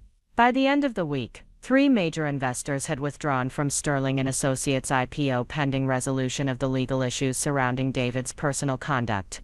The company's valuation plummeted as potential partners distanced themselves from someone who was being publicly accused of systematic financial fraud. But the real turning point came when Rebecca Torres arrived in Denver to testify at our emergency hearing. I met her for coffee the night before the court date, and found myself face to face with a woman who looked like she could have been my sister. Rebecca was smart, accomplished, professionally successful, and still carrying the emotional scars of her relationship with David. "He's been perfecting his technique for decades," she told me over coffee in a downtown cafe. "The pattern never changes. He finds women who are successful enough to support his ambitions but insecure enough to believe they need his approval. He makes you feel special, chosen, like you're the only person who really understands his vision for the future. And then he slowly takes control of everything." Exactly. Financial decisions, social relationships, even your perception of your own worth. By the time you realize what's happening, you're so isolated and financially dependent that leaving seems impossible. Rebecca had brought boxes of documents with her, records that Pat's team had been analyzing for weeks. Bank statements showing how David had systematically drained joint accounts before their divorce. Loan applications where he'd forged her signature. Business documents proving that he'd used her credit to secure funding for ventures that existed only on paper. "The difference with you," Rebecca said, "is that you have resources he doesn't know about. You have the power to fight back in ways that his previous victims never could." She was right. David had targeted me because he thought I fit his usual pattern: successful enough to be useful, but dependent enough to be controlled. He'd had no idea that I was building financial independence that existed completely outside his knowledge or influence. The emergency hearing was held in a downtown courthouse that felt like a temple to justice, all marble columns and impressive architecture designed to remind everyone that serious business was conducted within its walls. David arrived with his lawyer and Rachel, who apparently thought her presence would demonstrate his emotional stability and commitment to moving forward with his life. Judge Patricia Morrison was a woman in her 60s who'd built her reputation on complex financial cases and had little patience for manipulation or grandstanding. She listened to Pat's presentation with the focused attention of someone who understood the broader implications of the case she was hearing. When Pat finished outlining our allegations and evidence, Judge Morrison turned to David's lawyer with an expression that suggested she was not impressed with what she'd heard so far. "Counselor, your client appears to have a documented history of entering into relationships for the specific purpose of financial exploitation. How do you respond to that allegation?" David's lawyer, a man named Robert Mitchell, who specialized in high-net-worth divorces, struggled to formulate a response that didn't sound like he was defending the indefensible. "Your Honor, my client's previous relationships ended amicably, and any financial arrangements were mutually beneficial partnerships between consenting adults." Mutually beneficial. Judge Morrison looked at the stack of affidavits from David's previous victims. "Mitchell, I have testimony here from 3 women who describe systematic financial abuse, forged documents and coordinated harassment campaigns. In what sense were these arrangements mutually beneficial?" David whispered something urgent to his lawyer, who nodded reluctantly. "Your Honor, my client is prepared to offer a generous settlement to resolve this matter quickly and amicably." "How generous?" the judge asked. Mitchell consulted his notes. "Mr. Sterling is willing to provide Mrs. Sterling with 50% of the known marital assets, plus spousal support for a period of 5 years. Judge Morrison looked at Pat, who stood to respond. "Your Honor, my client rejects that offer. Based on our financial analysis, Mrs. Sterling contributed approximately 70% of the couple's combined wealth during their marriage. Additionally, she has substantial separate business assets that were unknown to Mr. Sterling." "How substantial?" the judge asked. Pat handed her a summary document that outlined my offshore account activity. Judge Morrison's eyebrows rose as she read through the financial records. "Mrs. Sterling, you have over $3 million in business assets that your husband was unaware of?" I stood to answer. "Yes, Your Honor. My international marketing agency has been generating substantial revenue throughout our marriage. The funds were managed through legitimate offshore structures for tax optimization purposes." David's face went white as he processed this information. He'd been fighting over assets worth less than $1 million while I'd been sitting on 3 times that amount in money he couldn't touch. His entire strategy of financial manipulation and control had been based on incomplete information. Judge Morrison looked from me to David with an expression of barely contained disgust. "Mr. Sterling, you've been attempting to intimidate someone who has more liquid assets than you do. You've been harassing someone who could buy and sell your company without affecting her lifestyle." David tried to speak, but his lawyer put a restraining hand on his arm. The courtroom was silent except for the sound of the court reporter's fingers on her keyboard, documenting every word of David's humiliation. "I'm granting the restraining order," Judge Morrison announced. "Mr. Sterling is prohibited from contacting Mrs. Sterling directly or indirectly, from interfering with her business operations, and from disposing of any assets pending the outcome of these proceedings. Additionally, I'm ordering a full forensic audit of Mr. Sterling's finances to determine the extent of assets that may have been acquired through fraudulent means." The gavel came down with a sound like thunder, and I felt something shift inside me that had been broken for months.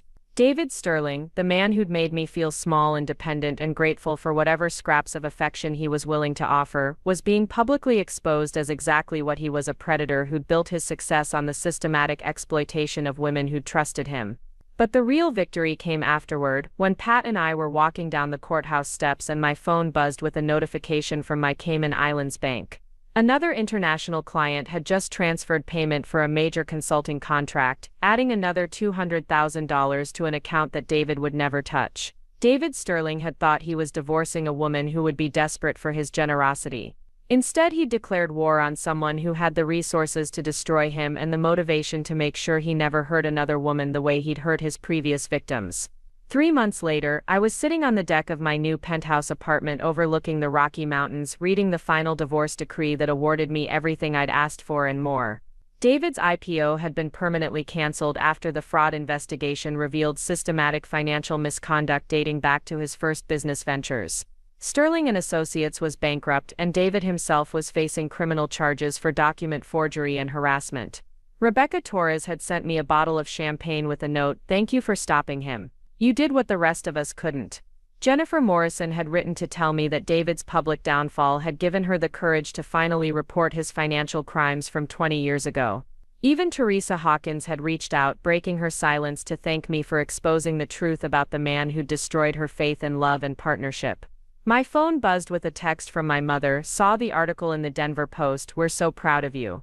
The article had run that morning, a business section piece about my agency's expansion into new international markets and my plans to establish a foundation supporting women entrepreneurs who'd been victims of financial abuse.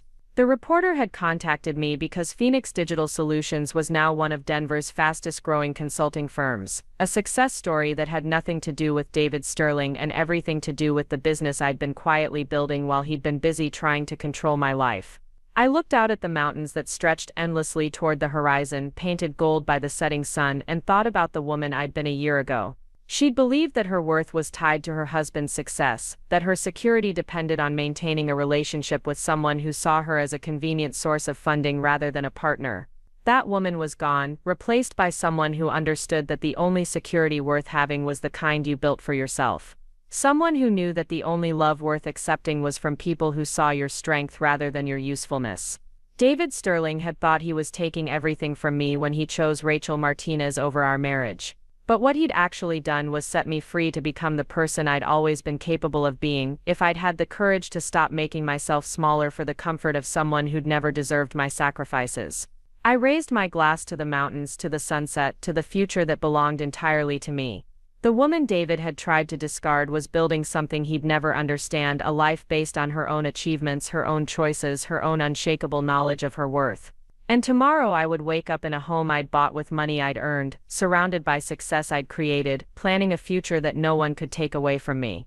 6 months after the courthouse victory, I was standing in the conference room of my new downtown Denver office, looking out at the city skyline while my team prepared for our biggest client presentation yet. Phoenix Digital Solutions had evolved from a one-woman operation into a thriving consultancy with 12 employees and contracts spanning 4 continents. The irony wasn't lost on me that David's attempt to destroy my business had actually accelerated its growth, forcing me to reach out to international markets that had proven far more lucrative than anything I'd imagined possible. The morning started with a call from Connor Walsh, my estranged brother who'd reached out after reading about the divorce in the business press. Connor had been working as a financial investigator in Chicago, specializing in cases involving corporate fraud and asset recovery. When he'd learned about David's systematic exploitation of multiple women, he'd offered his services pro bono to help trace additional assets that might have been hidden during our marriage. "Maya, you're going to want to sit down for this," Connor said as soon as I answered his call. "We found something interesting in David's financial records from the Teresa Hawkins divorce." I settled into my office chair, a piece of modern furniture that I'd chosen specifically because it made me feel powerful and confident. Everything in this office was mine, purchased with money I'd earned through my own work, designed to reflect the success I'd built without anyone else's permission or approval. "What did you find?" David never actually divorced Teresa legally.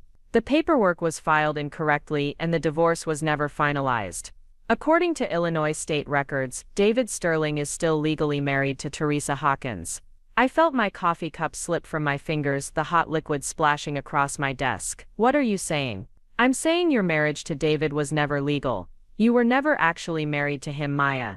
Which means everything you accumulated during your relationship, every asset, every piece of property, every dollar in your accounts belongs entirely to you." The implications hit me like a physical blow.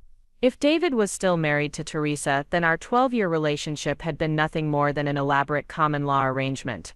The house, the joint accounts, the investments he'd been so eager to control during our divorce proceedings, none of it was legitimately his to claim. "Does he know?" I asked. "I don't think so." The paperwork error was buried in court records that would only be discovered during a thorough investigation. David probably assumed his first divorce was properly finalized and never bothered to verify. What about Teresa? That's where it gets interesting. Teresa knew. She's known for 20 years that she was still legally married to David Sterling. She never corrected the paperwork because she was afraid of him, afraid he'd come after her for spousal support or try to claim assets from the life she'd rebuilt after he abandoned her. I leaned back in my chair, trying to process this information. David Sterling, the man who'd made a career of exploiting women through marriage, had never actually been divorced from his first victim. Every relationship since Teresa had been bigamous, every financial arrangement built on fraud, every asset he'd claimed through marriage was potentially subject to challenge. Connor, what does this mean for the criminal charges against David? It means he's looking at federal fraud charges instead of just state harassment charges. Bigamy, wire fraud, tax evasion, identity theft. The FBI is very interested in someone who's been systematically defrauding women across state lines for 2 decades. After I hung up with Connor, I sat in my office for a long time, watching Denver's morning traffic flow through streets that looked completely different than they had a year ago. This city had been the backdrop for my humiliation and betrayal, but it had also become the foundation for my rebirth.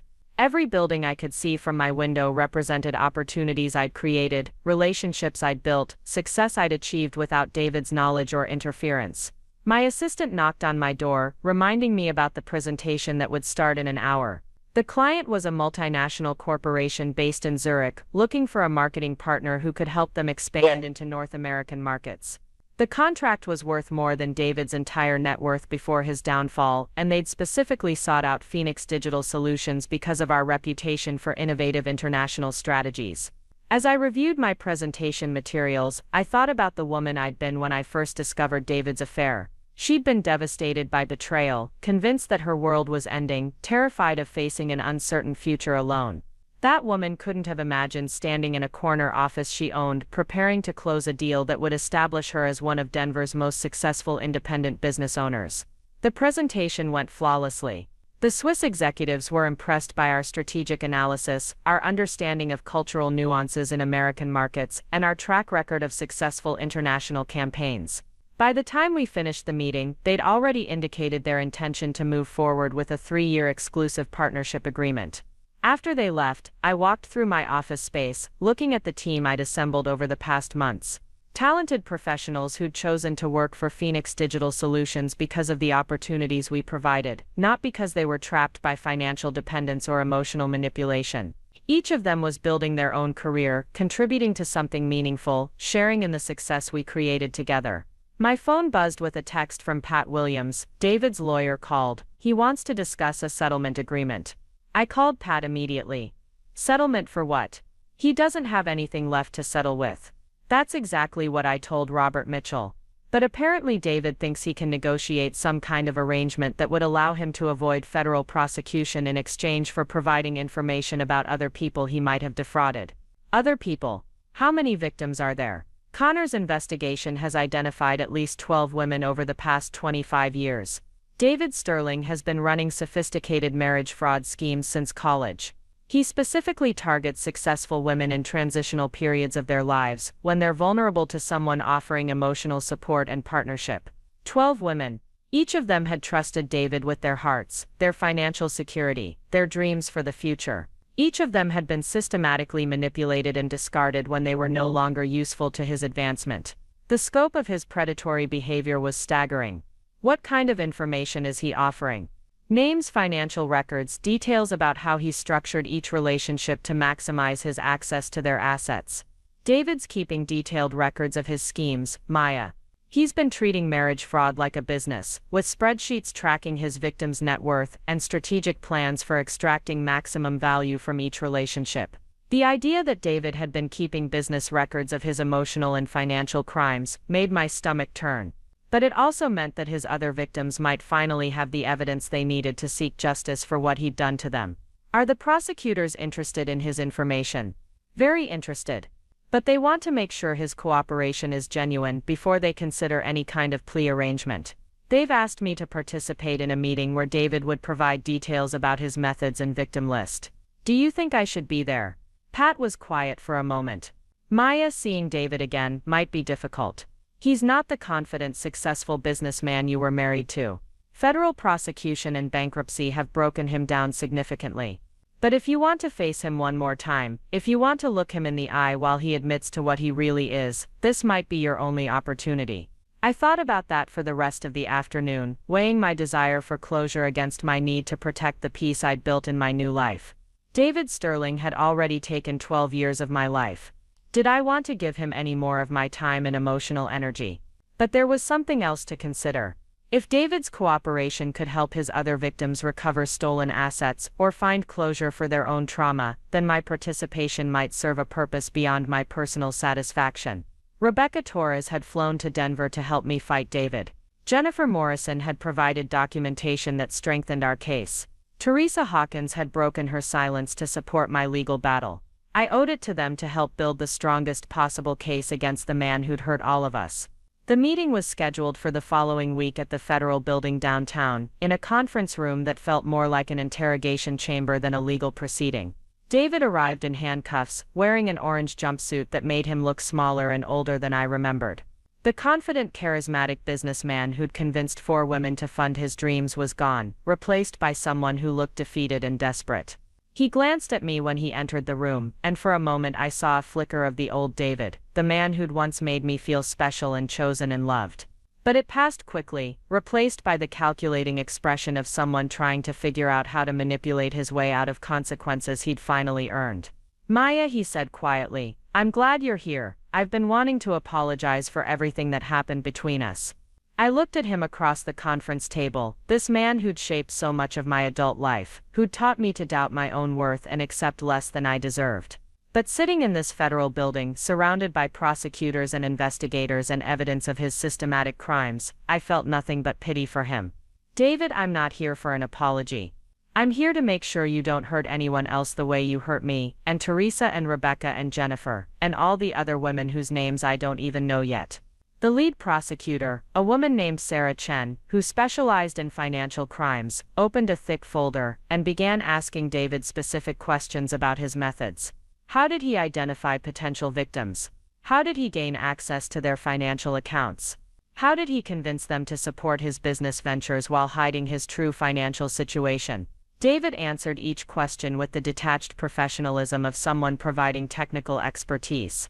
He described his targeting criteria: successful women between the ages of 25 and 40, who were either starting new careers or recovering from previous relationship trauma. He explained his timeline: 6 months to establish emotional dependence, another 6 months to gain access to financial accounts, then 2 to 3 years of systematic asset extraction before moving on to the next victim. The coldness of his analysis was breathtaking. David had turned love and partnership into a predatory business model, with each woman representing a calculated investment opportunity rather than a human being worthy of genuine affection and respect. "Mr. Sterling," Sarah Chen said, "you kept spreadsheets tracking your victims' financial contributions to your various business ventures. Can you explain how those records were organized?" David nodded, pulling out a stack of papers that his lawyer had provided. Each woman had her own file with financial projections, contribution schedules, and exit strategies. I tracked their income, their savings, their borrowing capacity, and their emotional vulnerabilities. Emotional vulnerabilities. Things I could use to maintain control. Fear of abandonment, need for approval, guilt about past relationships, insecurity about their professional achievements. Everyone has psychological weak points that can be exploited if you know how to identify them. I listened to David describe me as a case study in emotional manipulation, explaining how he'd used my desire for partnership and my fear of being alone to convince me to fund his MBA program and support his early business ventures. According to his records, I'd contributed over $600,000 to his success before I'd even realized I was being used. But what struck me most was how completely wrong his analysis had been. David had seen me as someone who needed his approval and validation, someone who would sacrifice my own dreams for the chance to be chosen by him. He'd never understood that my financial support came from strength, not weakness, that I was building my own success while helping him achieve his. His entire predatory model was based on the assumption that successful women were secretly insecure and desperate for male approval. He'd never considered the possibility that someone might be genuinely generous, truly loving, authentically committed to partnership. David Sterling was so psychologically damaged himself that he couldn't recognize healthy emotions when he encountered them. The meeting lasted 4 hours, during which David provided names, dates, financial records, and detailed descriptions of emotional manipulation techniques he'd used on dozens of women over the course of his adult life. By the time it ended, the prosecutors had enough evidence to file federal charges that would put him in prison for the rest of his life. As we were leaving the building, David's lawyer approached me in the hallway. "Mrs. Sterling, my client would like to speak with you privately if you're willing." I looked at Pat, who shrugged. "It's your choice, Maya, you don't owe him anything." But I was curious, after everything that had happened, after all the lies and manipulation and systematic destruction, what could David Sterling possibly have to say to me? We met in a small conference room with his lawyer and Pat present as witnesses. David looked exhausted, older than his years, like someone who'd finally run out of schemes and manipulations, and was facing the consequences of a lifetime of predatory behavior. "Maya, I know you probably don't believe this, but I did love you. In my own way, I thought what we had was real." I studied his face, looking for any sign of genuine remorse or understanding. "David, you kept spreadsheets documenting how to manipulate my emotions and extract money from my accounts. That's not love, that's not even human. I know how it looks. But you were different from the others, Maya. You were stronger, more independent. You challenged me in ways that scared me. Is that why you chose Rachel, because she was less challenging?" David nodded miserably. "Rachel fit the profile better. Younger, more dependent, easier to control. I thought she'd be simpler to manage than you were becoming. I was becoming harder to control, because I was growing as a person, because I was building my own success, and gaining confidence in my own abilities. That threatened your business model. Yes. And I'm sorry for that. I'm sorry I couldn't appreciate what you were offering me honestly, instead of trying to exploit it for my own benefit." I looked at this man who'd consumed 12 years of my life, who'd taught me to doubt my own worth and accept crumbs of affection as if they were generous gifts. But sitting across from him now, I felt nothing but relief that he was no longer my problem to solve. "David, I hope you use your time in prison to figure out how to become a decent human being. Not for me, not for your other victims, but for yourself. Because the person you are right now isn't capable of love or happiness, or any of the things that make life worth living." That was the last time I saw David Sterling. 3 months later, he was sentenced to 15 years in federal prison for mail fraud, wire fraud, tax evasion, and conspiracy charges related to his systematic exploitation of multiple victims across state lines.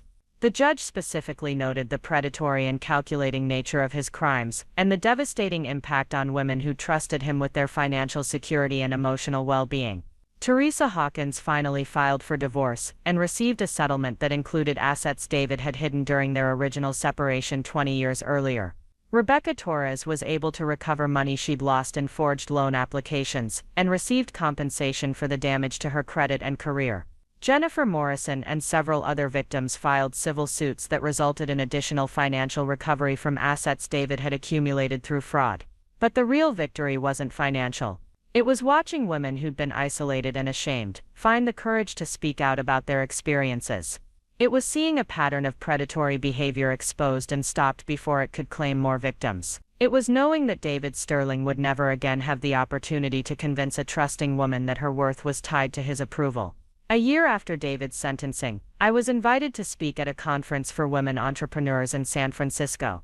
The organizers had asked me to discuss building international business relationships, but as I stood on that stage looking out at hundreds of successful women, I found myself talking about something else entirely. I spent 12 years of my life believing that my value was determined by someone else's perception of my usefulness, I said. I thought partnership meant making myself smaller so someone else could feel bigger. I thought love meant sacrificing my own dreams to fund someone else's ambitions. The audience was silent, attentive in the way that suggested my words were resonating with experiences many of them had lived themselves. But here's what I learned: the only security worth having is the kind you build for yourself. The only love worth accepting is from people who celebrate your strength rather than exploit your generosity. And the only partnership worth maintaining is with someone who sees your success as adding to their happiness rather than threatening their control. After my speech, dozens of women approached me to share their own stories of financial manipulation, emotional abuse, and systematic exploitation by partners who'd convinced them their worth was tied to their willingness to sacrifice. Each conversation reinforced my understanding that David Sterling wasn't an anomaly. He was part of a broader pattern of predatory behavior that targeted successful women specifically because of their achievements and resources. That's when I decided to establish the Phoenix Foundation, using the wealth I'd accumulated during my marriage to David to provide legal and financial support for women escaping economically abusive relationships. The foundation would offer emergency grants, legal representation, business development resources, and counseling services for women who needed help rebuilding their lives after financial exploitation. The irony was perfect. Money that David had assumed would be his to control after our divorce was now being used to help other women escape the kind of predatory relationships he'd specialized in creating. Every dollar he'd thought he was entitled to was funding someone else's escape from financial and emotional abuse. 2 years after David's imprisonment, Phoenix Digital Solutions had grown into one of Denver's most successful international consulting firms. I'd expanded into new markets, hired talented professionals from around the world, and built relationships with clients who valued innovation and integrity over manipulation and control. But more importantly, I'd rebuilt my relationship with myself. The woman who'd once believed she needed David Sterling's approval to feel valuable had been replaced by someone who understood her own worth, someone who made decisions based on her own judgment rather than fear of abandonment or need for validation. I was sitting in my penthouse apartment one evening, reviewing foundation grant applications and enjoying the sunset over the Rocky Mountains, when I realized something profound had shifted in how I understood my own story. For years I'd thought of my marriage to David as a waste of time, a detour from the life I was supposed to be living. But now I could see that those 12 years had taught me lessons I never could have learned any other way. I'd learned to recognize manipulation and emotional abuse. I'd learned to trust my own instincts even when people I loved were telling me I was wrong. I'd learned that financial independence wasn't just about money, it was about the freedom to make choices based on your own values rather than someone else's expectations. Most importantly, I'd learned that surviving betrayal didn't make me damaged or broken. It made me stronger, wiser, more capable of building genuine relationships based on mutual respect rather than emotional dependence. My phone buzzed with a text from Connor. Saw the Wall Street Journal article about Phoenix Foundation. Mom and Dad are bragging about you to everyone at the restaurant.